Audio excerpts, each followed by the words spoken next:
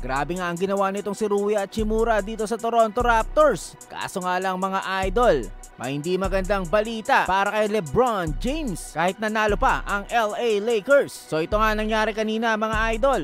Tabla nga laro sa 120. Dito nga pumukpok na itong si LeBron at nagpasa sa corner at boom!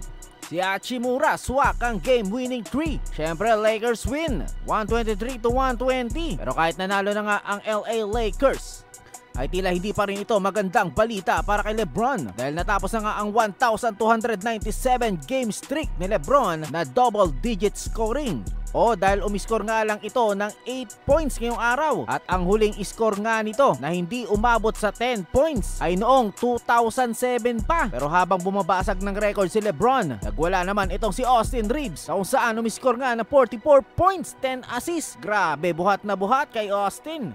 Kasama niya nga rito syempre si DeAndre Ayton na bagong recruit ng Lakers. May 17 points. Panalo nga ng 8 of their last 9 games ang Lakers. Grabing winning streak to. Sa Raptors naman syempre muntik na mag triple-double itong si Scottie Barnes na may 23 points, 11 at 9 assists. May 20 points din naman si Brandon Ingram pero walang sagot sa dagger ni Hachimura. Syempre kung gusto mo ng ganitong content idol, like and subscribe na para sa marami pang NBA updates.